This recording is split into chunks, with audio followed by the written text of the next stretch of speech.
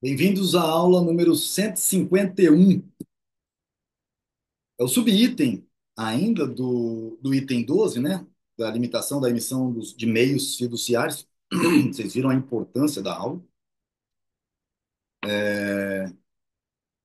E agora nós vamos, obviamente, falar das, é, das observações sobre as discussões relativas à atividade bancária livre. Como estamos fazendo sempre, a gente pega o texto e lê do PDF. Vai ficar fácil para todos vocês. Correto? Observações sobre as discussões relativas a quê? A atividade bancária livre. A escola bancária afirmava que seria impossível ocorrer um excesso de emissão de notas bancárias se o banco se limitasse a conceder empréstimos de curto prazo. Vamos ver o que eles chamavam de curto prazo. Ah, tá lá na página 507, 509. Acho que é mais fácil vir por aqui, pessoal, se me permite. Mas eu me lembro que foi já falado numa nota de rodapé justamente a questão dos empréstimos de curto prazo. Pô, também 507, 500, 507, 509. Tá aqui para trás, então, peraí. 515, vamos ver se a gente vai aqui mesmo, que vocês pegam para ler. 507. 507. Ah, não. Tá, tá. Para ler todo o texto da 507 a 509. Ou seja, é para se ler todo o texto que está no próprio item 12, aqui acima, tá certo? Ah, onde ele vai falar sobre, justamente, sobre essa questão dos empréstimos de curto prazo. Tá certo? Ok. Quando o empréstimo fosse pago no seu vencimento, as notas bancárias retornariam ao banco e assim desapareceriam do mercado. Entretanto, isso só poderia ocorrer se o banco restringisse o volume de créditos que vinha concedendo. Mesmo assim, isso não anularia os efeitos da expansão do crédito anterior, simplesmente acrescentaria a estes os efeitos de uma posterior contração de crédito. Vou explicar. O que a escola bancária falava é o seguinte: empréstimos até 90 dias são chamados empréstimos de curto prazo para a escola bancária. Então, se eles criassem moeda fiduciária, emprestassem, mas em 90 dias o cara fosse lá e pagasse, eles diziam que isso poderia acontecer sem trazer problema nenhum para o mercado. E Mises já explica o seguinte: que o dinheiro novo que entrou, por mais que voltasse para o caixa do banco, depois de 90 dias, e cessasse, como ele já explicou anteriormente, não há tal coisa do tipo inflação, deflação e tudo está igual. Inflacionismo leva a uma situação de estrutura de mercado diferente dessa aqui, e o deflacionismo não faz com que volte para essa. Você pode fazer com que o deflacionismo ainda piore ainda mais a vida dessa daqui.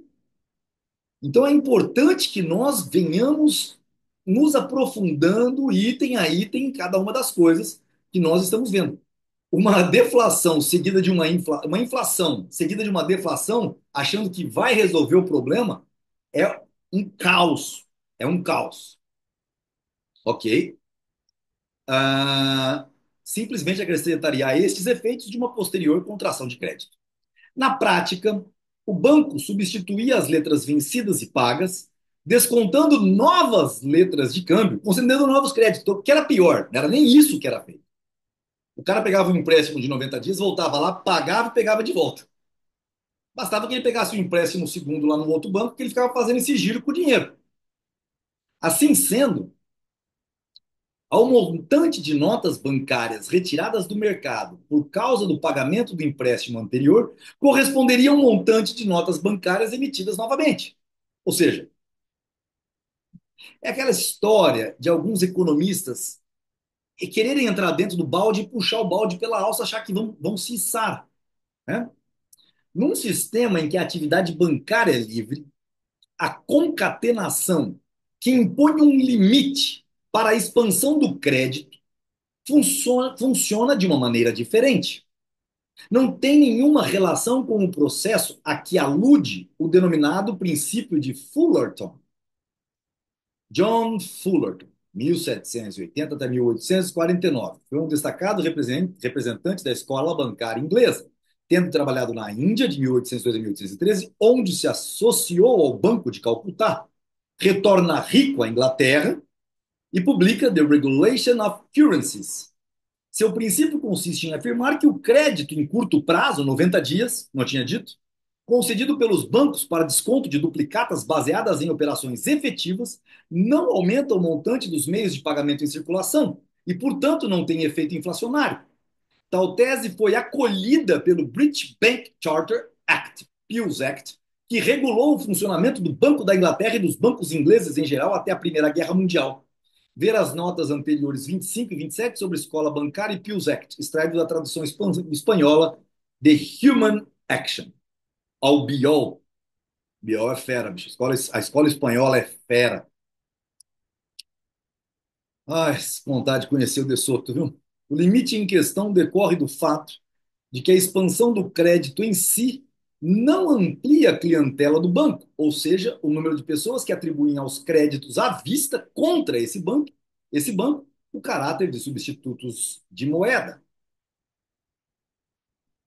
Ah, esse é o princípio, né? O processo que alude, denominado princípio de Fuller. O limite em questão decorre do fato, ele limita a moeda expansão do crédito. Por quê? Porque a clientela do banco não se aumenta. Então ele fica fazendo esse giro que já foi feito. Uma vez que a emissão adicional de meios fiduciários por parte de um banco, como já foi mostrado anteriormente, aumenta o montante que os clientes do banco expansionistas pagam a terceiros, aumenta concomitantemente a demanda de resgate de substitutos de moeda por ele emitidos. Desta forma, o banco expansionista é forçado a voltar a ser prudente. Este fato jamais foi questionado em relação aos depósitos à vista em contas correntes. É óbvio que um banco expansionista ficaria logo numa situação difícil ao fazer a compensação com outros bancos. Entretanto, no que se refere a notas bancárias, há quem sustente que as coisas se passam de uma forma diferente. Ao lidar com os problemas relativos aos substitutos de moeda, a Catalaxy afirma que esses créditos são usados por certo número de pessoas como se fosse moeda. São, como a moeda, dados e recebidos em pagamento a transações ou mantidos em caixa. Tudo que a Catalaxy afirma em relação aos substitutos de moeda pressupõe esse estado de coisas. Mas seria absurdo acreditar que toda nota bancária emitida por qualquer banco torna-se efetivamente um substituto de moeda.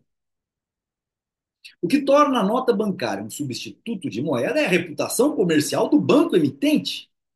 Se houver alguma dúvida quanto à capacidade de disposição do banco para pagar qualquer nota bancária por ele emitida, à vista e sem despesa para o portador, lembra que isso eram questões de premissa?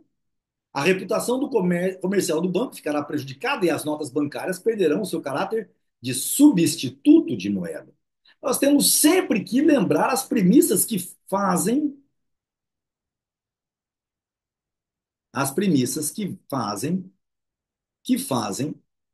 uma teoria ser válida, correto? Podemos admitir que todas as pessoas não só estejam dispostas a receber essas letras de créditos duvidosas enquanto empréstimo, como até mesmo prefira recebê-las imediatamente, se a alternativa for esperar mais tempo pelo pagamento devido. Ou seja, se alguém te deu uma letter of credit, uma carta de crédito, para você gastar como moeda, mas você tem dúvida de que quando você for gastar, isso daí está valendo ainda, você vai trocá-la imediatamente. Vamos dizer que ela vale 1 milhão, você vai trocar por 900 mil. O empréstimo como até prefira recebê-las imediatamente se a alternativa for esperar mais tempo pelo pagamento devido. Porém, se surgir qualquer dúvida quanto à sua liquidez, as pessoas se apressarão em desfazer delas o mais rápido possível. Manterão em seu encaixes a moeda e os substitutos de moeda que consideram suficientemente seguros e se desembaraçarão das notas bancárias sob suspeição. Essas notas bancárias serão negociadas com um desconto, como eu disse, e este fato as levará de volta ao banco emissor, que é o único que está obrigado a resgatá-la pelo valor nominal. O tema pode ser ainda melhor esclarecido se examinarmos as condições da atividade bancária na Europa continental. Lá, os bancos comerciais estavam livres de qualquer limitação relativa a depósitos em conta corrente. Podiam conceder crédito circulante e assim expandir o crédito se adotassem os métodos usados pelos bancos dos países anglo-saxões. Entretanto, o público europeu não estava acostumado a considerar tais depósitos como substitutos de moeda. Como regra geral, um homem que recebesse um cheque procuraria descontá-lo imediatamente, retirando, portanto, o dinheiro do banco.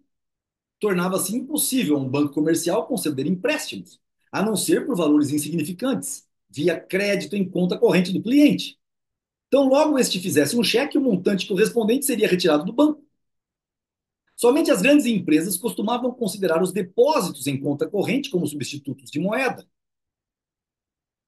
Embora os bancos centrais, na maior parte desses países, não estivessem sujeitos a qualquer restrição legal quanto à concessão de créditos em conta corrente, estavam impedidos de fazê-lo em larga escala, porque a clientela do banco que estava acostumada a usar conta corrente era muito pequena.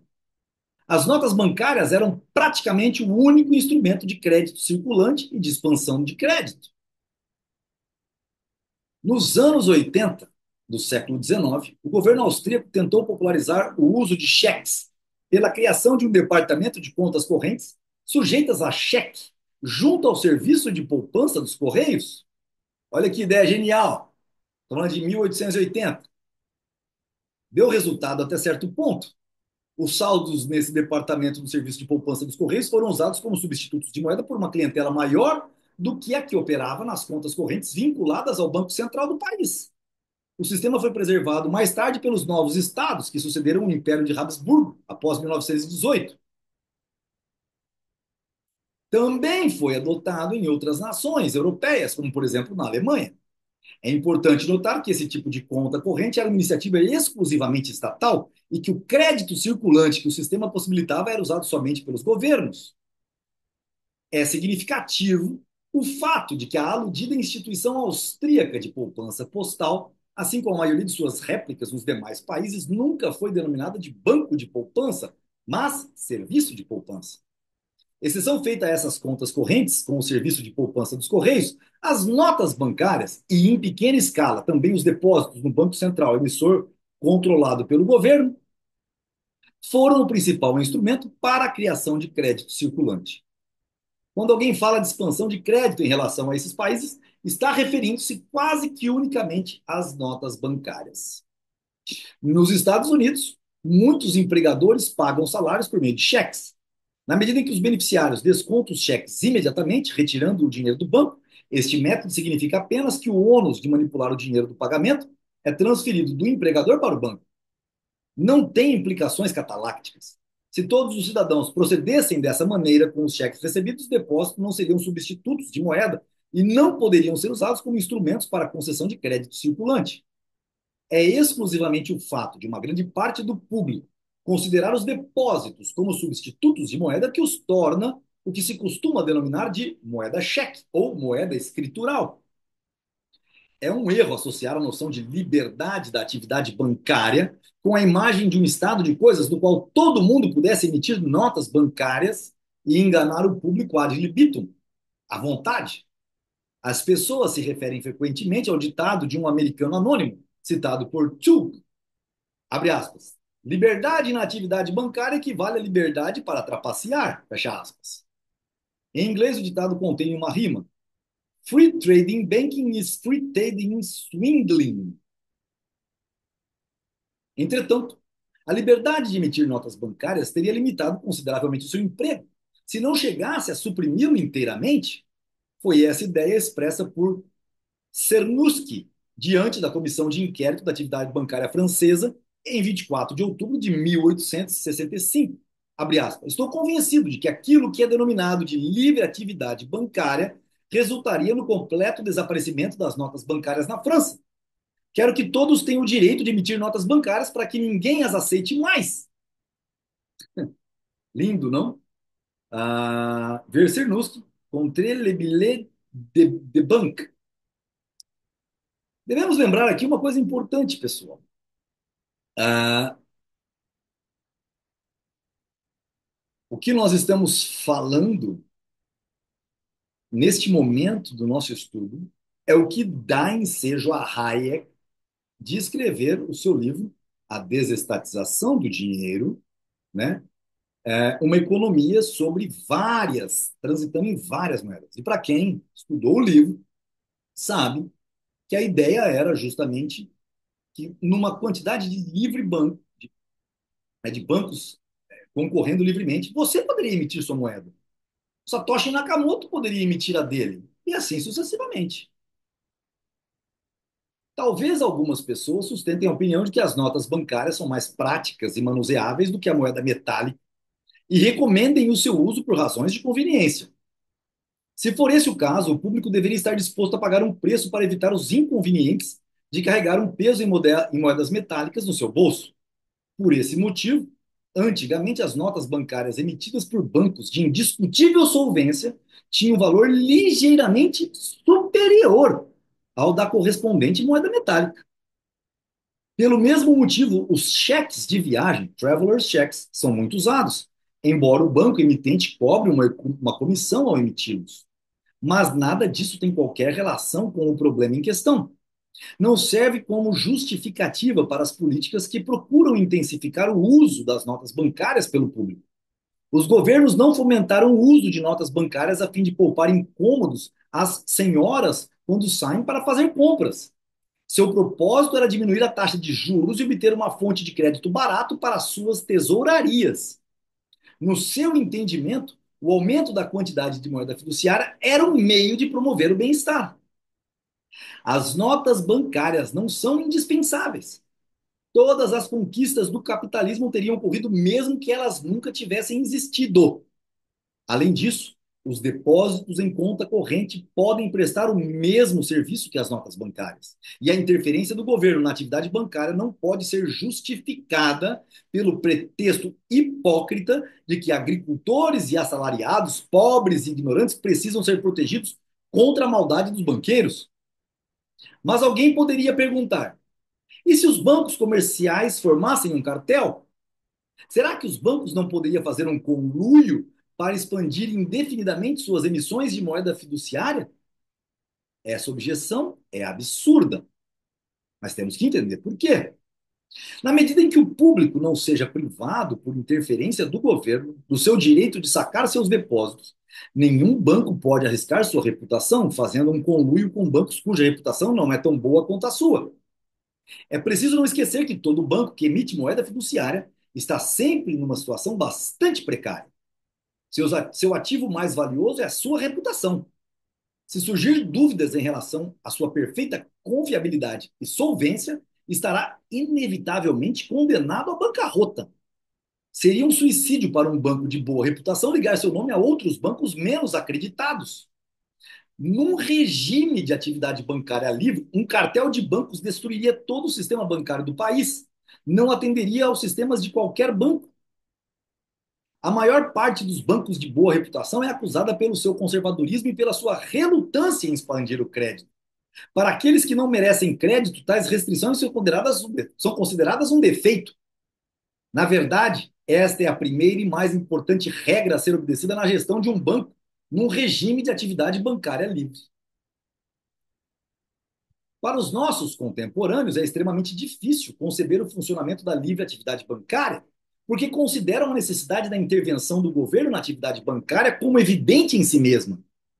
Entretanto, convém recordar que essa intervenção do governo parte do pressuposto de que a expansão de crédito é um meio adequado para manter baixa taxa de juros. Nós vemos isso até hoje, sem prejudicar ninguém, como se isso fosse possível, a não ser os desalmados capitalistas.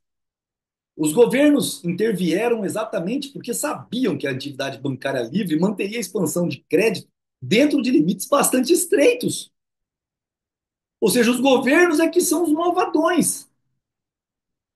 Os economistas têm razão quando afirmam que, na situação atual da atividade bancária, é recomendável a intervenção do governo. Peraí, Mises. Sério? Mas essa situação atual da atividade bancária não é o resultado do funcionamento de uma economia de mercado livre. É, ao contrário, fruto das tentativas de vários governos desejosos de criar condições para expandir o crédito em larga escala. Se o governo não tivesse interferido, o uso de notas bancárias e de depósito em conta corrente ficaria restrito àqueles que sabem muito bem como distinguir entre bancos solventes e insolventes.